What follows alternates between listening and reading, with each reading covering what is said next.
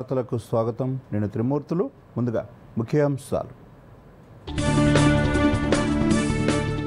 కొనసాగుతున్న ఉపరాష్ట్రపతి ఎన్నిక పోలింగ్, సాయంత్రం వరకు ఓటింగ్, రాత్రికి వెలువడనున్న ఫలితాలు. ఉపరాష్ట్రపతి ఎన్నికలో ఓటు హక్కును వినియోగించుకున్న ప్రధానమంత్రి, పోలింగ్ కోసం పార్లమెంటు నూతన భవనానికి తరలివస్తున్న ఎంపీలు. ఉపరాష్ట్రపతి ఎన్నిక నేపథ్యంలో కాంగ్రెస్ ఎంపీలతో సీఎం రేవంత్ రెడ్డి సమావేశం, దుర్వినియోగం కాకుండా అప్రమత్తంగా ఓటు వేయాలని సూచన. గ్రూప్ 1 మూల్యాంకనం ర్యాంకింగ్ లిస్టుపై తెలంగాణ హైకోర్టు కీలక తీర్పు. జనరల్ ర్యాంకింగ్ లిస్టు మార్కుల జాబితాను రద్దు చేసిన ఉన్నత న్యాయస్థానం. మరి కాసేపట్లో హిమాచల్ ప్రదేశ్లో పర్యటించనున్న ప్రధానమంత్రి, వరద ప్రభావిత ప్రాంతాలను సందర్శించనున్న మోదీ, పునరావాస చర్యలపై సమీక్ష. ఘనంగా ప్రజాకవి కాళోజీ నారాయణరావు జయంతి వేడుకలు. కాళోజీ చిత్రపటానికి నివాళులర్పించిన సీఎం రేవంత్ రెడ్డి, కేటీఆర్. సోషల్ మీడియాపై నిషేధం ఎత్తివేసిన నేపాల్లో కొనసాగుతున్న ఆందోళనలు. ఉద్రిక్త పరిస్థితుల నేపథ్యంలో అక్కడి భారతీయులకు అడ్వైజరీ జారీ చేసిన విదేశాంగ శాఖ. వార్తల్లోని వివరాలు చూసినట్లయితే, నూతన ఉపరాష్ట్రపతి ఎన్నిక పోలింగ్ ప్రక్రియ ప్రారంభమైంది. జగదీప్ ధన్ఖడ్ రాజీనామాతో ఖాళీ అయిన ఆ స్థానాన్ని భర్తీ చేసేందుకు నిర్వహిస్తున్న ఈ ఎన్నిక కోసం ఎన్డీఏ అభ్యర్థిగా సిపి రాధాకృష్ణన్, విపక్షాల ఉమ్మడి అభ్యర్థిగా జస్టిస్ బి సుదర్శన్ రెడ్డి పోటీపడుతున్నారు. పార్లమెంటు నూతన భవనంలో F101 వస్తుధలో ఉదయం 10 గంటలకు పోలింగ్ ప్రారంభం కాగా, సాయంత్రం 5 గంటలకు ఓటింగ్ జరగనుంది. పోలింగ్ ప్రారంభమైన వెంటనే పార్లమెంట్ హౌస్కు చేరుకున్న ప్రధానమంత్రి మోదీ తన ఓటు హక్కును వినియోగించుకున్నారు.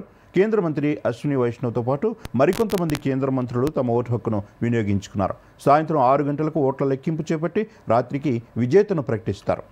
పార్లమెంటు ఉభయ సభలకు ప్రాతినిధ్యం వహించే మొత్తం సభ్యుల సంఖ్య 788 అయినప్పటికీ 7 స్థానాలు ఖాళీ కావటం వల్ల ప్రస్తుతం 781 మందే ఉన్నారు. కాగా పోలింగ్లో పాల్గొనటం లేదని భారత రాష్ట్ర సమితి బీజేడీ ఇప్పటికే ప్రకటించాయి. దీంతో 386 ఓట్లు దక్కించుకున్నవారు విజేతగా నిలవనున్నారు.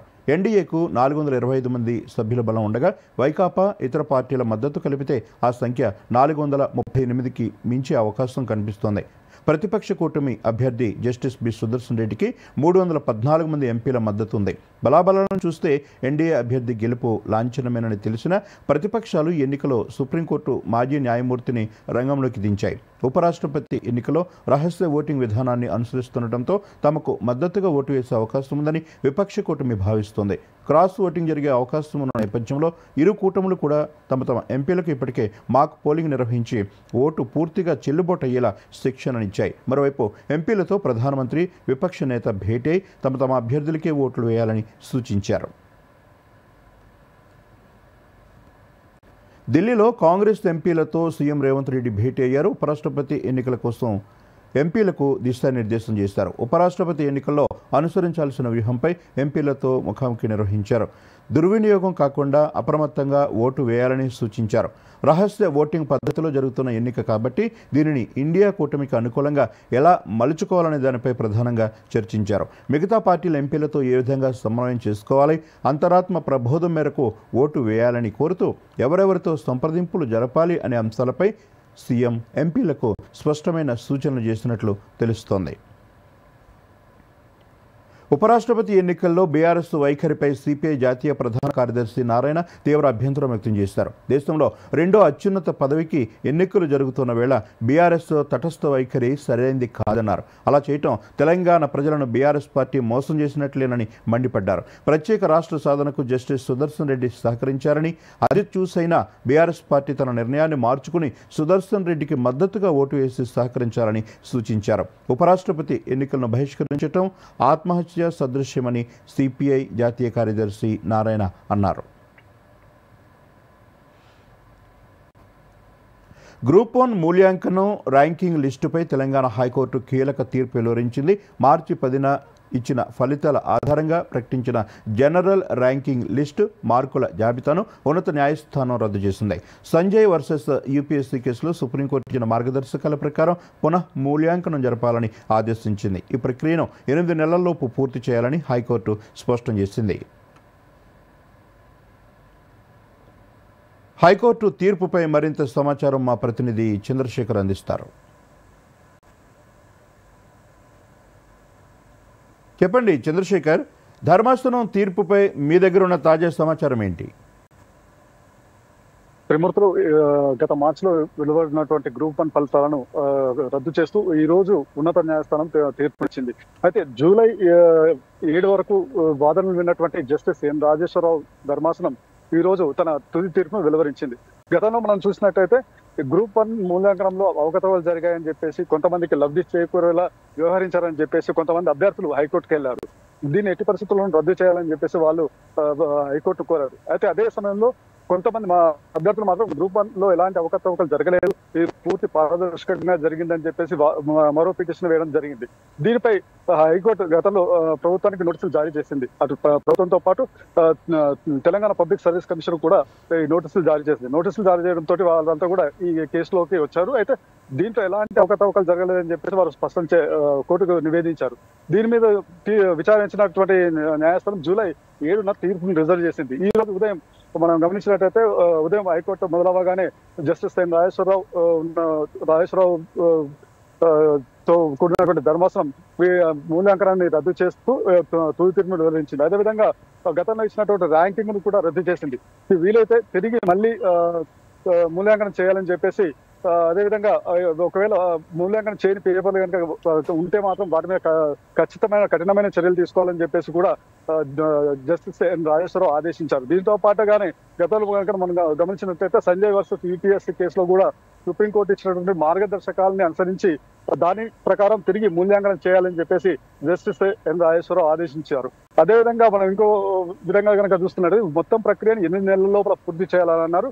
అయితే ఒకవేళ ఇది కనుక సాధ్యం కాకపోతే మళ్ళీ ప్రిలిమ్స్ లో ఉన్నటువంటి అభ్యర్థులను అర్హత సాధించిన వారితో కలిపి తిరిగి మళ్ళీ పరీక్షలు జరపాలని చెప్పేసి హైకోర్టు స్పష్టం చేసింది. చంద్రశేఖర్, ఇప్పుడు ఈ తీర్పు ప్రభావం అభ్యర్థులపై ఎలా ఉండబోతోంది?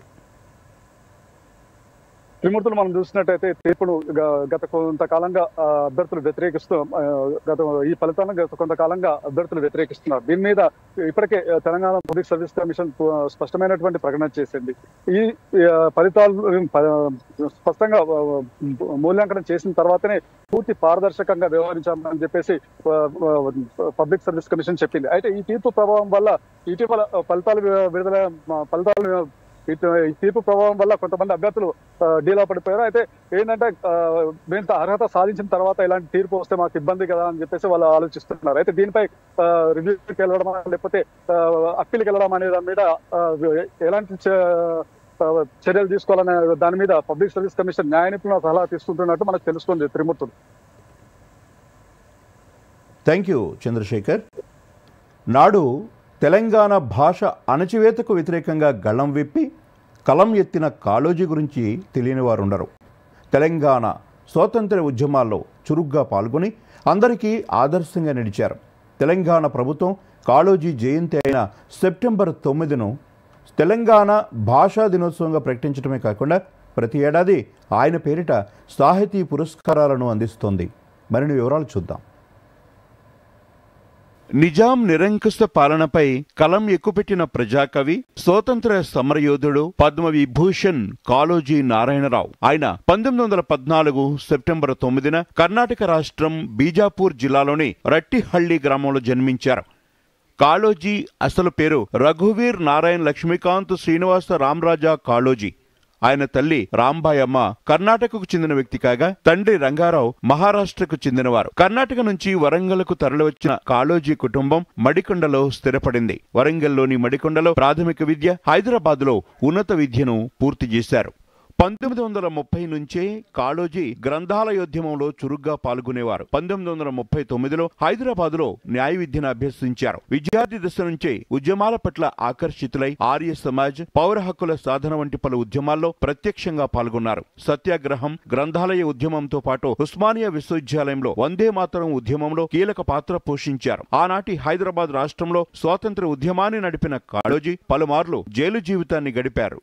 కాళోజీ ఎవరికీ జంకకుండా తన రచనలు చేస్తూ ఏదైనా నిర్మోహమటంగా చెప్పేవారు. ముఖ్యంగా కాళోజీ రాసిన నా గొడవ సామాజిక సమస్యలపై అధికారులకు, పాలకులకు సవాల్గా నిలిచింది. తెలంగాణ ఉద్యమం కవితలు, కాళోజీ కథలు, నా భారతదేశ యాత్ర, జీవన గీత వంటి రచనలతో పాటు అనేక కవితలు, అనువాదాలు చేశారు. ఆయన ప్రజాకవిగా, స్వాతంత్ర సమరయోధుడిగా, తెలంగాణ ఉద్యమకారుడిగా పేరొందారు. అనా కథలు, తుది విజయం మనది, ఇది నా గొడవ, బాపు వంటి రచనలు చేశారు. అలాగే ఆయన కన్నడ, హిందీ, ఉర్దూ, మరాఠీ, ఇంగ్లీషు భాషల్లో అనేక రచనలు చేసి ప్రజలను చైతన్యపరిచారు.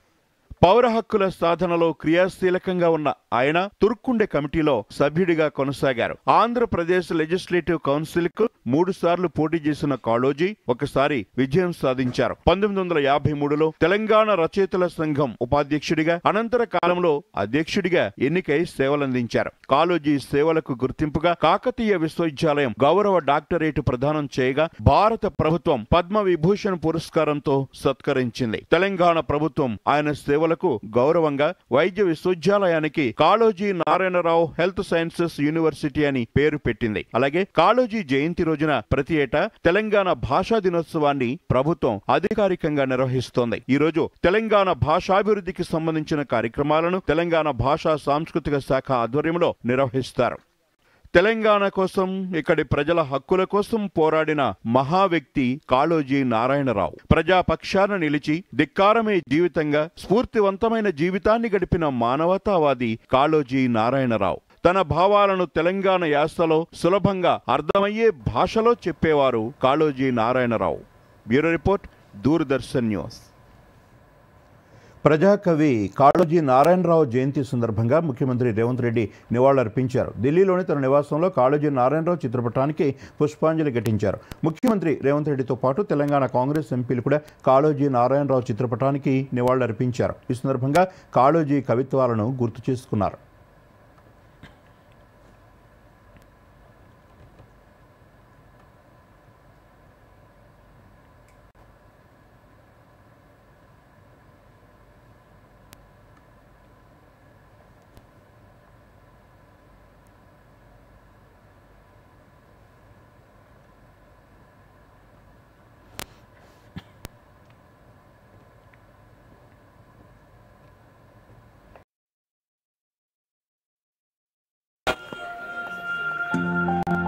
ఇది చూపించండి. పోయింది నీ ప్రైజ్ మనీ. కాస్తైనా ఇన్వెస్ట్ చేసుకో. వచ్చేప్పుడు చేసేసా మొబైల్తో. ఎందులో? గవర్నమెంట్ సెక్యూరిటీస్ లో. RBI retail direct mobile app ఉందిగా. రీటైల్ డైరెక్ట్ స్కీమ్ ద్వారా ఇన్వెస్ట్మెంట్ అంటే మెచ్యూరిటీకి guaranteed returns. No brokerage, no hidden fees. మెచ్చుకున్నాం. నిన్ను కాదు, యాప్ ని. ఆర్బీఐ అంటోంది, తెలివిగా ఆలోచించండి, అప్రమత్తంగా ఉండండి.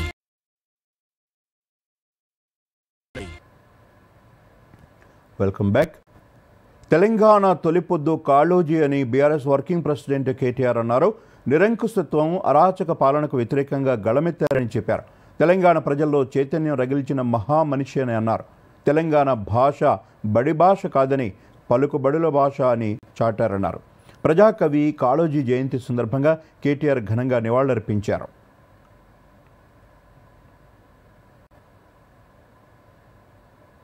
రాష్ట్ర ప్రభుత్వ జైళ్ల శాఖ ఆధ్వర్యంలో 7వ all India prison duty meet ప్రారంభమైంది. ఆర్బీవీఆర్ఆర్ పోలీస్ అకాడమీలో నిర్వహిస్తున్న ఈ కార్యక్రమానికి రాష్ట్ర గవర్నర్ జిష్ణుదేవ్ వర్మ ముఖ్య అతిథిగా హాజరయ్యారు.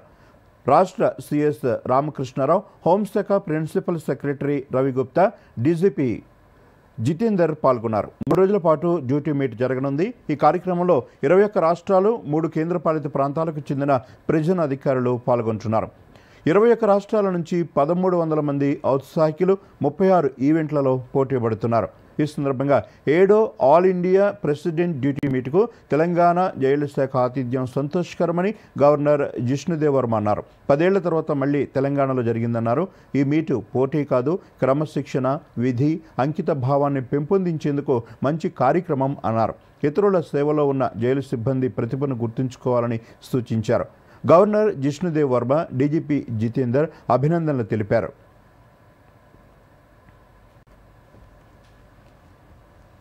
It is our privilege to welcome more than 1,200 prison personnel from 21 states and 3 union territories gathered here as one family of service.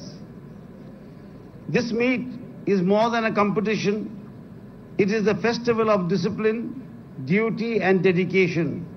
As Mahatma Gandhi once said, the best way to find yourself is to lose yourself in the service of others.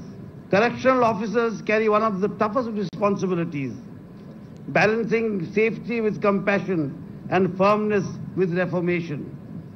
This meet embodies the spirit of one nation, one service. We all must understand that there is always scope for improvement, and various studies where practices in various prisons have definitely shown that it is possible that after they come out of the prisons, they show very good behavior and they are much reformed citizens. That is why this prison administration is also called correctional administration. So I feel that each one of us must understand that everyone who is in prison is also a human being first, then only he has come here. Siddipet జిల్లాలో ఒక్కో ఉద్యోగితో ఒక్కో మొక్కను నాటించే వినూత్న కార్యక్రమాన్ని సిద్దిపేట జిల్లా collector Haimavathi ప్రారంభించారు. ఈ సందర్భంగా సిద్దిపేట జిల్లా కేంద్రంలోని కలెక్టర్ కార్యాలయ ఆవరణలో అడిషనల్ కలెక్టర్ గరిమా అగర్వాల్తో కలిసి మొక్కలు నాటారు.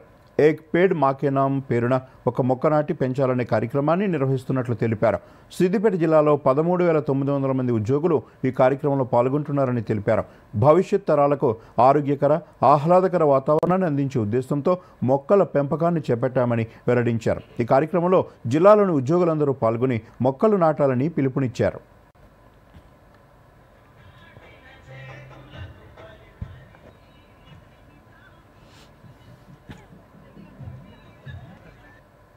ఎంప్లాయీస్ అందరూ తలా ఒక మొక్క నాటండి.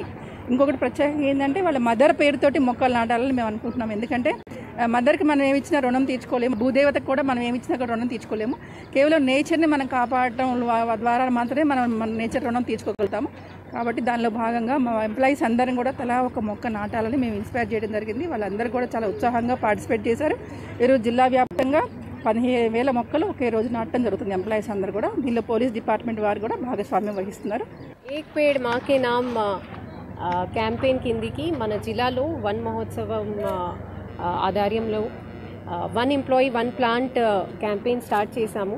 మా డిపార్ట్మెంట్లో 13,798 ప్లస్ 1,500 పోలీస్ డిపార్ట్మెంట్ కలిపి అబౌవ్ 15,000 ఎంప్లాయీస్ ఇవాళ పార్టిసిపేట్ చేస్తున్నారు. దీనిలో మండల్ లెవెల్, విలేజ్ వరకు ఎంప్లాయీస్ కూడా పార్టిసిపేట్ చేస్తున్నారు. This is our small contribution to the mother earth and we hope this will go forward in making people more aware of environment as well as health benefits of plantation. ప్రధానమంత్రి నరేంద్ర మోదీ ఇవాళ హిమాచల్ ప్రదేశ్, పంజాబ్ రాష్ట్రాల్లో పర్యటించనున్నారు. ఇటీవల ఆయా రాష్ట్రాల్లో కురిసిన వర్షాలు, వరదల కారణంగా జరిగిన నష్టాన్ని మోదీ పరిశీలిస్తారు. వరద పరిస్థితిని అంచనా వేయడంతో పాటు సహాయ పునరావాస చర్యలను ప్రధాని మోదీ సమీక్షిస్తారు. ఈ పర్యటనలో భాగంగా ప్రధానమంత్రి నరేంద్ర మోదీ మధ్యాహ్నం హిమాచల్ ప్రదేశ్లోని కాంగ్రా జిల్లాలోని ధర్మశాలకు చేరుకుంటారు. ధర్మశాలలో ఆ రాష్ట్ర అధికారులతో వరదలు, వాటి వల్ల ఏర్పడిన నష్టాలపై ఉన్నత స్థాయి సమీక్ష నిర్వహిస్తారు. అలాగే ఎన్డీఆర్ఎఫ్, ఎస్డీఆర్ఎఫ్, ఆప్దా మిత్ర బృందాల సిబ్బందిని కలిసి వివరాలను అడిగి తెలుసుకుంటారు. హిమాచల్ ప్రదేశ్లో వరదల వల్ల విరిగిపడిన కొండచర్యల ప్రాంతాలను ప్రధాని మోదీ ఏరియల్ సర్వే ద్వారా వీక్షిస్తారు. హిమాచల్ ప్రదేశ్ పర్యటన తర్వాత ప్రధాని మోదీ పంజాబ్లోని వరద ప్రభావిత ప్రాంతాల్లో ఏరియల్ సర్వే నిర్వహిస్తారు. సాయంత్రం గురుదాస్పూర్ చేరుకోనున్న మోదీ అక్కడ సీనియర్ అధికారులతో వరదలపై సమీక్ష నిర్వహిస్తారు. గురుదాస్పూర్లో వరద బాధిత ప్రజలతో పాటు ఎన్డీఆర్ఎఫ్, ఎస్డీఆర్ఎఫ్, ఆప్దా మిత్ర బృందాలతో సంభాషిస్తారు. నేపాల్లో సోషల్ మీడియాపై నిషేధంతో యువత చేపట్టిన నిరసనలు హింసాత్మకంగా మారాయి. పరిస్థితి చేయిదాటిపోతోందని గ్రహించిన ప్రభుత్వం చివరికి సోషల్ మీడియాపై నిషేధాన్ని ఎత్తివేసినప్పటికీ దేశవ్యాప్తంగా నిరసనలు ఇంకా కొనసాగుతున్నాయి. పరిస్థితిని అదుపులోకి తెచ్చేందుకు అనేక చోట్ల ప్రభుత్వం సైన్యాన్ని మోహరించి కర్ఫ్యూ విధించింది. అయినప్పటికీ నిరసనకారులు కర్ఫ్యూ ఆదేశాలను ధిక్కరిస్తూ అనేక ప్రాంతాల్లో నిరసనలు కొనసాగిస్తున్నారు. నేపాల్ ప్రభుత్వ ప్రతినిధి సమాచార కమ్యూనికేషన్ల మంత్రి నివాసానికి నిరసనకారులు నిప్పుబెట్టినట్లు స్థానిక మీడియా వెల్లడించింది. దేశ పార్లమెంటు ముందు అనేక మంది నిరసనకారులు గుమికూడి ప్రభుత్వాన్ని రద్దు చేయాలని నినాదాలు చేస్తూ ఆందోళన చేపడుతున్నారు. దీంతో పోలీసులు ఆందోళనకారులపై లాఠీ చార్జ్ చేసి పలువురిని అదుపులోకి తీసుకున్నట్లు తెలుస్తోంది. ఆందోళనలు కొనసాగుతున్న సమయంలో నేపాల్ ప్రధాని కేపీ ఓలీ శర్మ రాజకీయంగా మరో ఎదురుదెబ్బ తగిలింది. నిరసనలు హింసాత్మకంగా మారటంతో నైతిక బాధ్యత వహిస్తూ నేపాల్ హోంమంత్రి రమేష్ లేఖక్ తన పదవికి రాజీనామా చేశారు. తాజాగా పదవి నుంచి వైదొలుగుతున్నట్లు దేశ వ్యవసాయ శాఖ మంత్రి రామ్నాథ్ అధికారి ప్రకటించారు. ఆందోళనలు తీవ్ర రూపం దాల్చుతున్న సమయంలో ప్రభుత్వం నిర్వహించిన తీరుకు నిరసనగా ఆయన రాజీనామా చేసినట్లు సమాచారం. నేపాల్లోని భారతీయులకు భారత విదేశాంగ శాఖ అడ్వైజరీ జారీ చేస్తుంది. ఈ ఆందోళనలలో పలువురు ప్రాణాలు కోల్పోవడంపై దిగ్భ్రాంతి వ్యక్తం చేస్తుంది. ప్రస్తుత పరిస్థితుల్లో నేపాల్లో అప్రమత్తంగా ఉండాలని, అక్కడ అధికారులు ఇచ్చిన ఆదేశాలను పాటించాలని భారత పౌరులకు సూచించింది. నేపాల్లో జరుగుతున్న పరిణామాలను తాము నిశ్చితంగా పరిశీలిస్తున్నామని విదేశాంగ శాఖ తెలిపింది. కాఠ్మాండు సహా నేపాల్లోని పలు ఇతర నగరాల్లో అధికారులు కర్ఫ్యూ విధించినట్లు గమనించామని పేర్కొంది. అనేక మంది ప్రజలు ప్రాణాలు కోల్పోవటం బాధాకరమని, గాయపడిన వారు త్వరగా కోలుకోవాలని తాము కోరుకుంటున్నామని వెల్లడించింది. అక్కడ అధికారుల సూచనలను అనుసరిస్తూ నేపాల్లోని భారత పౌరులు అప్రమత్తంగా ఉండాలని విదేశాంగ శాఖ పేర్కొంది.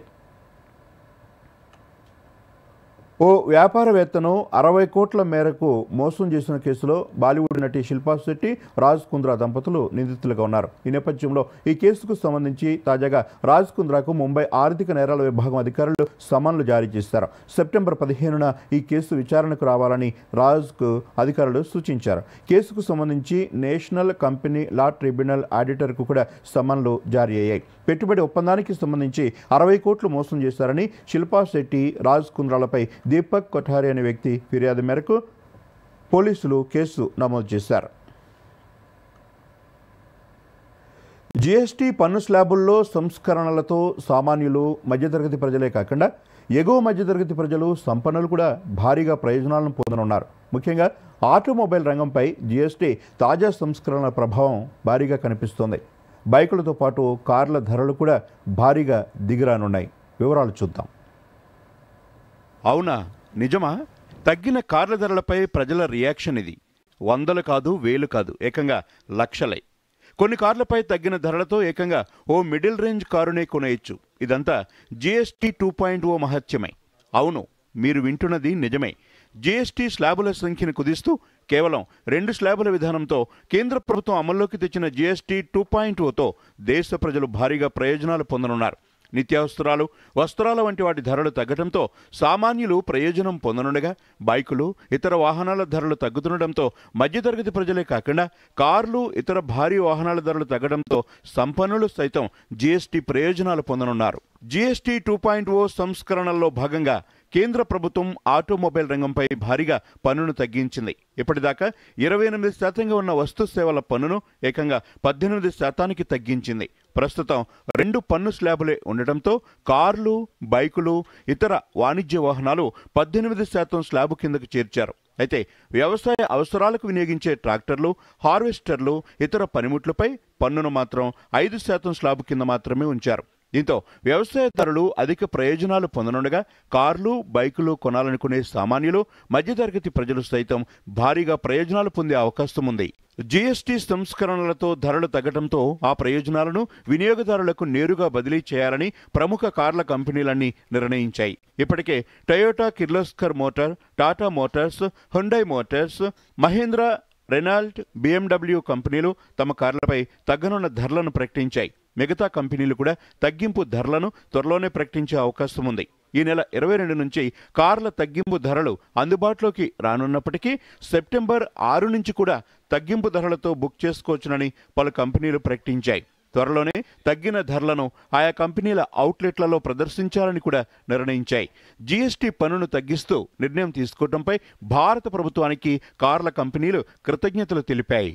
టయోటా కిర్లోస్కర్ మోటార్ తన కార్లపై జీఎస్టీ రేట్ల తగ్గింపు ప్రయోజనాలను పూర్తిగా కస్టమర్లకు బదిలీ చేయనున్నట్లు ప్రకటించింది. ఈ నిర్ణయం సెప్టెంబర్ 22, 2025 నుంచి ఐసీఈ పోర్ట్ఫోలియోలోని అన్ని కార్లకు ఈ తగ్గింపు వర్తిస్తుందని కంపెనీ పేర్కొంది. ఈ సందర్భంగా sales, service, used car business profit enhancement vice president Varinder Wadhwa మాట్లాడుతూ ఈ చారిత్రాత్మక సంస్కరణకు భారత ప్రభుత్వానికి హృదయపూర్వక ధన్యవాదాలు తెలిపారు. ఇది కస్టమర్లకు కార్లను మరింత అందుబాటులోకి తీసుకురావటమే కాకుండా ఆటోమొబైల్ రంగంపై నమ్మకాన్ని పెంచిందన్నారు. పండుగ సీజన్ ముందు ఈ తగ్గింపు ధరలు కార్ల డిమాండ్ను ఖచ్చితంగా పెంచుతుందని ఆశిస్తున్నట్లు తెలిపారు. ప్రయాణికుల వాహనాల ధరలను ఈ నెల 22 నుంచి 75,000 నుంచి 1,55,000 వరకు తగ్గిస్తామని టాటా మోటార్స్ తెలిపింది. జీఎస్టీ రేట్ల తగ్గింపు ప్రయోజనాన్ని పూర్తిగా వినియోగదారులకు బదిలీ చేస్తామని వివరించింది. టియాగో 75,000, టిగోర్ 80,000, ఆల్ట్రోస్ 1,10,000 వరకు తగ్గుతుందని సంస్థ తెలిపింది. మధ్యశ్రేణి కర్వ్ ధర 65,000 రూపాయలు, కాంపాక్ట్ ఎస్యూవీ పంచ్ ధర 85,000, నెక్సాన్ 1,55,000 తగ్గుతుందని వివరించింది.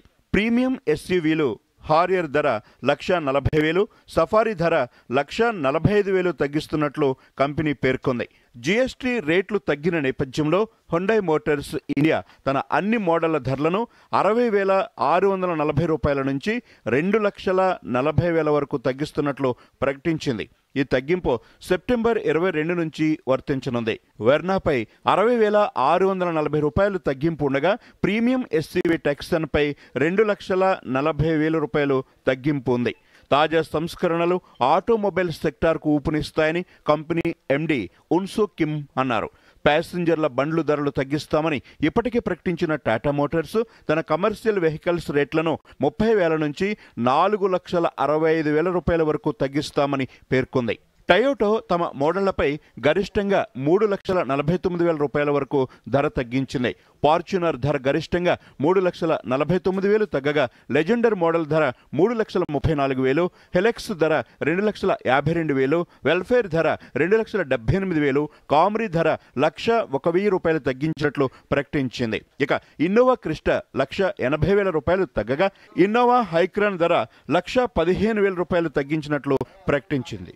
ఇతర మోడళ్ల ధరలు దాదాపుగా 1,11,000 వరకు తగ్గుతాయని టయోటా ప్రకటించింది. ఇక మహీంద్రా సైతం వివిధ మోడళ్లపై 1,56,000 వరకు తగ్గించింది. ఈ కొత్త ధరలు సెప్టెంబర్ 6 నుంచి అమల్లోకి వచ్చినట్లు ప్రకటించింది. బొలెరో నియో ధర 1,27,000 తగ్గగా XUV 3 XO petrol version 1,40,000, diesel version 1,56,000 తగ్గిస్తున్నట్లు ప్రకటించింది. థార్ ధర 1,35,000 వరకు తగ్గగా థార్ రాక్స్ 1,33,000 వరకు తగ్గిస్తున్నట్లు ప్రకటించింది. స్కార్పియో క్లాసిక్, స్కార్పియో ఎన్ ధరలు 1,10,000 రూపాయల నుంచి 1,45,000 వరకు తగ్గిస్తున్నట్లు మహీంద్రా ప్రకటించింది. XUV 700 ధర 1,43,000 వరకు తగ్గనున్నట్లు తెలిపింది. రెనాల్ట్ కూడా తమ మోడళ్ల ధరలను తగ్గించింది. రెనాల్ట్ ధరలు కనిష్టంగా 96,000 రూపాయల నుంచి 96,395 రూపాయల వరకు తగ్గిస్తున్నట్లు ప్రకటించింది. ఇక BMW ధర ఏకంగా 8,90,000 రూపాయల నుంచి 11 లక్షల వరకు తగ్గే అవకాశం ఉంది. కేవలం కార్ల ధరలే కాదు, బైకులు, ఇతర వాహనాల ధరలు కూడా భారీగా దిగిరానున్నాయి. దీంతో పండుగ సీజన్లో ఆటోమొబైల్ రంగం అమ్మకాల్లో సరికొత్త గణాంకాలను నమోదు చేసే అవకాశం ఉందని చెబుతున్నారు మార్కెట్ వర్గాల నిపుణులు. Bureau report, Doordarshan news. Columnist ఈ జీన్ కరోల్ వేస్తున్న పరువు నష్టం కేసులో అమెరికా అధ్యక్షుడు డొనాల్డ్ ట్రంప్కు ఎదురు దెబ్బ తగిలింది. ట్రంప్ $8.33 కోట్ల అంటే భారత కరెన్సీలో సుమారు 733 కోట్లు చెల్లించాలంటూ సివిల్ జ్యూరీ ఇచ్చిన తీర్పును న్యూయార్క్లోని ఫెడరల్ అప్పీల్స్ కోర్టు సమర్థించింది. ట్రంప్ చేసిన అప్పీల్ను తోసిపుచ్చింది. జ్యూరీ పేర్కొన్న పరిహారం సహేతుకంగానే ఉందని రూలింగ్ వెలువరించింది. అధ్యక్షుడిగా తనకు మినహాయింపు ఉంటుందని సుప్రీంకోర్టు తెలిపిందని, పరిహారం చెల్లించాల్సిన అవసరం లేదంటూ ట్రంప్ వేసిన వాదనను తిరస్కరించింది. 1996లో మన్హటన్ డిపార్ట్మెంట్లో స్టోర్లో జీన్ కరోల్పై ట్రంప్ లైంగిక దాడికి పాల్పడ్డారు. దీనిపై కోర్టు ఆయనకు 400 కోట్ల జరిమానా విధించింది. గత డిసెంబర్లో అప్పీల్స్ కోర్టు ఈ తీర్పును సమర్థించింది. అయితే సోషల్ మీడియా వేదికగా ట్రంప్ పదే పదే జీన్ కరోల్ లక్ష్యంగా ఆరోపణలు, వ్యంగ్యాస్త్రాలు సంధించారు. దీనిపై ఆమె పరువు నష్టం కేసు వేశారు. విచారణ జరిపిన న్యాయస్థానం 733 కోట్లు పరిహారంగా చెల్లించాలని ఆదేశించింది. భారత్కు హిల్సా చేపల ఎగుమతికి బంగ్లాదేశ్ ప్రభుత్వం అనుమతినిచ్చింది. బంగ్లాదేశ్ వాణిజ్య మంత్రిత్వ శాఖ విడుదల చేసిన నోటిఫికేషన్ ప్రకారం 1200 మెట్రిక్ టన్నుల హిల్సా ఎగుమతికి షరతులతో కూడిన ఆమోదం లభించింది. ఆసక్తి ఉన్న ఎగుమతిదారులు సెప్టెంబర్ 11 సాయంత్రం 5 గంటలలోపు దరఖాస్తు చేసుకోవాలని ఆదేశించింది. కాగా గతంలో కూడా దుర్గా పూజకు ముందు బంగ్లాదేశ్ ప్రత్యేక అనుమతుల ఆధారంగా భారత్కు హిల్సా ఎగుమతి చేసింది. పశ్చిమ బెంగాల్లోని హౌరా మార్కెట్లో ఈ చేపలపై విపరీతమైన డిమాండ్ ఉండగా ప్రస్తుతం అక్కడి హోల్సేల్ ధరకు కిలోకు 1400 నుంచి 1600 వరకు ఉంటుంది. రుచికి ప్రసిద్ధి చెందిన ఈ చేప పేట్రాపోల్, బెనాపోల్ సరిహద్దు గుండా చేరి కోల్కతా సహా పలు రిటైల్ మార్కెట్లలో పంపిణీ అవుతోంది. 2012 నుంచి బంగ్లాదేశ్ హిల్సా చేపల ఎగుమతిపై నిషేధం విధించినప్పటికీ 2019 నుంచి ప్రత్యేక అనుమతులు ఇస్తూ వస్తోంది. అమెరికా ఫెడరల్ రిజర్వ్ వడ్డీ రేట్లలో కోత విధించవచ్చని అంచనాలు మదుపరుల్లో విశ్వాసాన్ని కలిగించడంతో సూచీలో లాభాల్లో కొనసాగుతున్నాయి. ఈ నెల 12వ తేదీన విడుదల కాబోతున్న ద్రవ్యోల్బణ గణాంకాలు కూడా అంచనాలకు అనుగుణంగానే ఉండొచ్చని వార్తలు వస్తున్నాయి. ఇక జీఎస్టీ స్లాబుల్లో మార్పులు దేశ అభివృద్ధికి సహకరిస్తాయని విశ్లేషకులు చెబుతున్నారు. దీంతో ప్రస్తుతం సెన్సెక్స్, నిఫ్టీ లాభాల్లో కొనసాగుతున్నాయి. సోమవారం ముగింపుతో పోల్చుకుంటే ఇవాళ ఉదయం దాదాపు 300 పాయింట్ల లాభాలతో మొదలైన సెన్సెక్స్ అంట్రెండ్ను కొనసాగిస్తోంది. ఒక దశలో దాదాపు 350 పాయింట్లు లాభపడి 81,000 మార్కును కూడా క్రాస్ చేసింది. ప్రస్తుతం సెన్సెక్స్ 190 పాయింట్ల లాభంతో 80,978 వద్ద కొనసాగుతోంది. మరోవైపు నిఫ్టీ కూడా సెన్సెక్స్ బాటలోనే సాగుతోంది. ప్రస్తుతానికి 54 పాయింట్ల లాభంతో 24,827 వద్ద కొనసాగుతోంది. బంగారం ధరలు భారీగా పెరిగాయి. దీంతో చరిత్రలో తొలిసారి 24 క్యారెట్ల బంగారం 1,10,000 రూపాయలకు చేరుకుంది. అటు 22 క్యారెట్ల బంగారం ధర 1,00,000 దాటింది. హైదరాబాద్ బులియన్ మార్కెట్లో ఇవాళ 24 క్యారెట్ల 10 గ్రాముల పసిడిపై 1,360 రూపాయలు పెరిగి 1,10,290 రూపాయలకు చేరుకుంది. ఇక 22 క్యారెట్ల 10 గ్రాముల బంగారం ధరపై 1,255 రూపాయలు పెరిగి 1,01,100 రూపాయల వద్ద పలుకుతోంది. అటు కిలో వెండి ధర 1,40,000గా ఉంది. బంగాళాఖాతంలో ఉపరితల ఆవర్తనం ఏర్పడిందని, దీని ప్రభావంతో తెలంగాణలోని కొన్ని జిల్లాల్లో రానున్న 3 రోజుల పాటు భారీ వర్షాలు కురుస్తాయని వాతావరణ కేంద్రం వెల్లడించింది. భద్రాద్రి కొత్తగూడెం, జగిత్యాల, జనగామ, భూపాలపల్లి, కొమరం భీం, కరీంనగర్, మహబూబాబాద్, మంచిర్యాల, మెదక్, ములుగు, నల్గొండ, నిర్మల్, నిజామాబాద్, పెద్దపల్లి, సిరిసిల్ల, రంగారెడ్డి, సిద్దిపేట, యాదాద్రి, వరంగల్, హనుమకొండ జిల్లాలో జోరుగా వర్షాలు కురుస్తాయని తెలిపింది. ఆయా జిల్లాలకు ఆరెంజ్ అలర్ట్ జారీ చేసింది.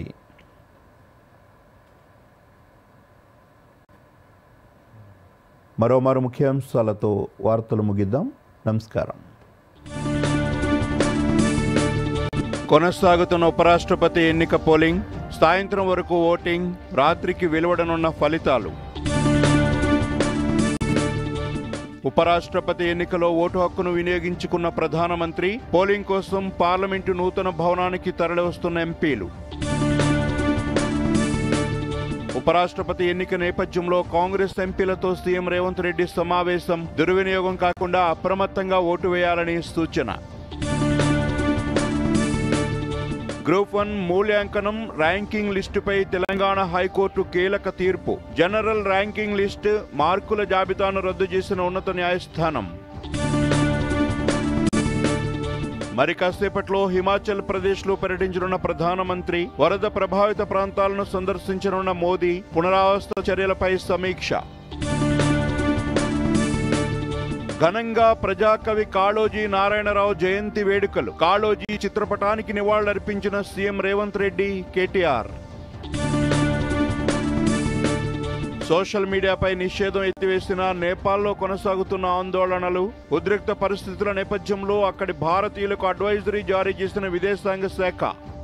దూరదర్శన్ యాదగిరి వార్తలను ఇప్పుడు సోషల్ మీడియాలో కూడా చూడొచ్చు. యూట్యూబ్ అయితే డిడి న్యూస్ తెలంగాణ, ఎక్స్ వేదికగా అయితే DD news Telangana @DD Yadagiri news, Facebook అయితే డిడి న్యూస్ తెలంగాణలో చూసి సబ్స్క్రైబ్ చేసి లైక్ చేయండి, షేర్ చేయండి.